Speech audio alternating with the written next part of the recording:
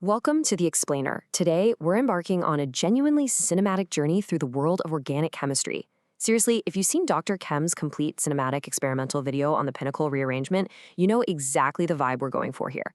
We're going to trace the evolution of this one foundational reaction.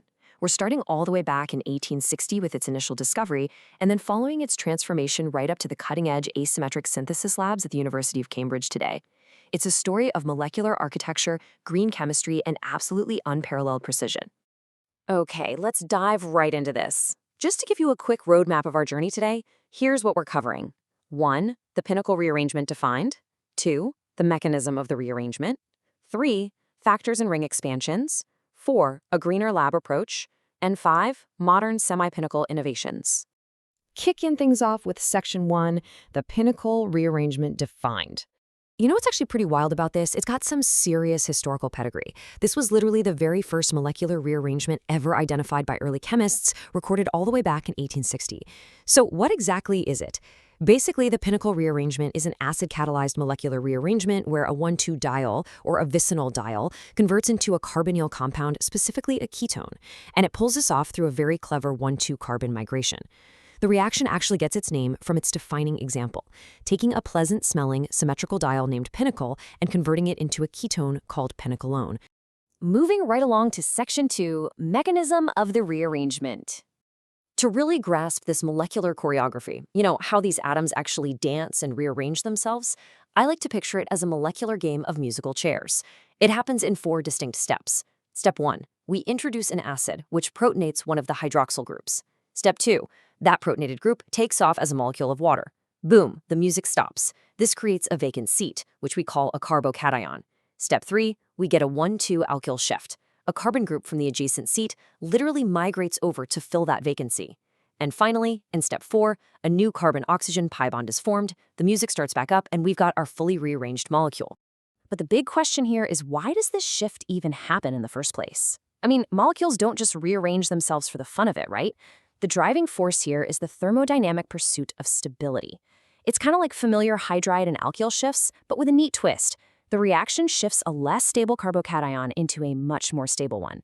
Specifically, one where the positive charge is now resonance stabilized by that adjacent oxygen atom. At the end of the day, it's all about finding that lowest energy, most stable configuration possible. Which brings us to Section 3, factors and ring expansions. Now, of course, out in the real world of laboratory chemistry, things are rarely perfectly simple, right? Let's take a look at how this actually builds.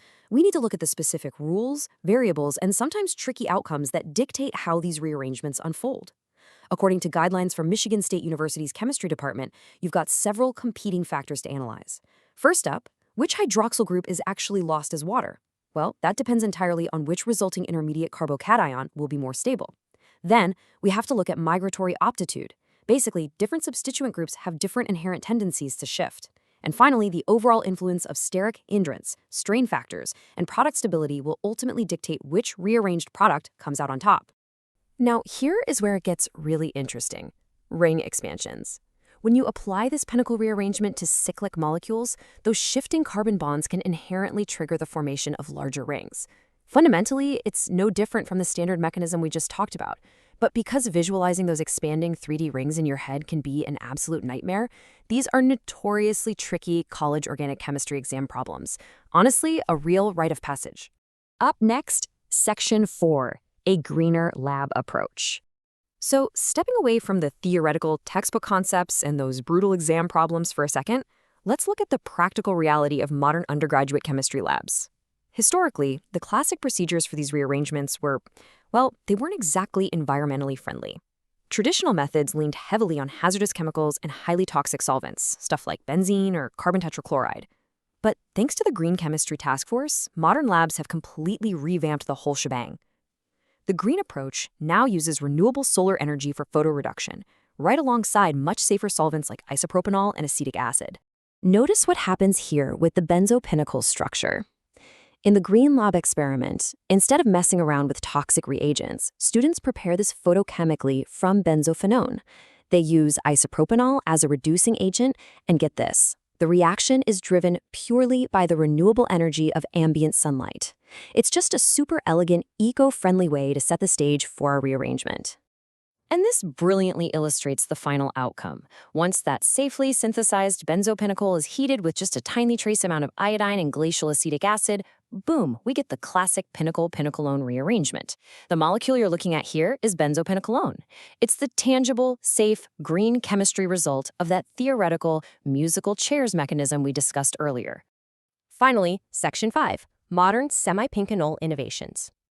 All right, let's accelerate the pace of it and step out to the macro level.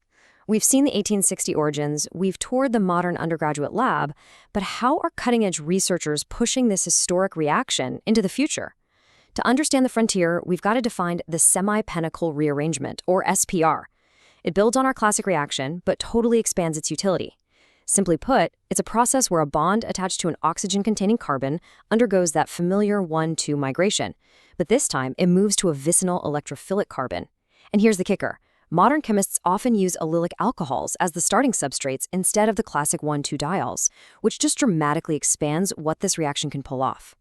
Which brings us to a literal game changer of a breakthrough, published by Daniel Lucamonto and Matthew Gaunt out of the University of Cambridge. They managed to successfully develop a catalytic, highly enantioselective, arylative semi-Pinacol rearrangement.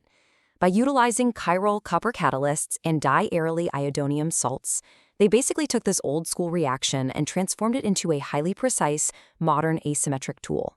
If you take a look at their design plan, notice that intermediate highlighted right there. The Cambridge team speculated, and then actually proved, that an allylic alcohol could participate in a bidentate coordination. Basically, the substrate binds at 2 distinct points to the chiral copper-aryl complex. This dual binding? That is the absolute secret sauce. It locks in the exact spatial geometry needed to trigger a highly specific, stereoselective 1-2 migration, effectively driving the rearrangement precisely how they want it to go. Now, finding the right catalyst was only half the battle. They still had to optimize the whole thing.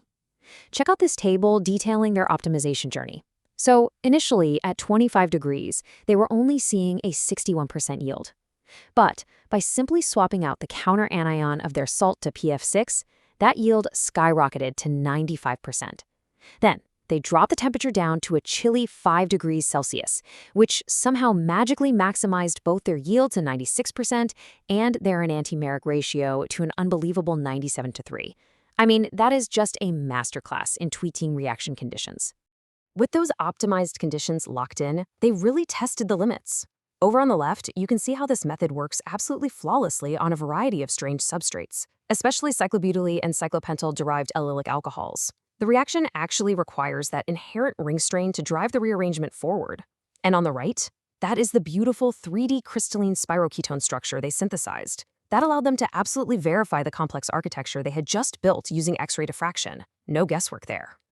So, you might be wondering, what does this all mean? Why does this complex copper-catalyzed chemistry actually matter? Well, it's because the Cambridge team effectively turned a 19th century reaction into a massive, high-yield tool for building non-racemic spiroscylic ketones. These molecules act as incredibly rigid, highly complex molecular scaffolds with perfectly defined 3D shapes. In the world of pharmaceuticals and biochemistry, precise scaffolds like these are just wildly valuable. They're used as starting points for designing new small molecules that help us probe and understand incredibly complex biological processes. Think about it. We've traveled all the way from a basic observation in 1860, walked through the green labs of today, and landed on complex catalyst-driven molecular architecture. It brilliantly illustrates the constantly evolving nature of chemistry. Which leaves me with a final thought for you to chew on. If the humble Pinacol rearrangement can be upgraded into such an incredibly precise tool for modern science, what other classical 19th century reactions are just sitting around in textbooks right now, waiting to be completely reinvented by modern asymmetric catalysis?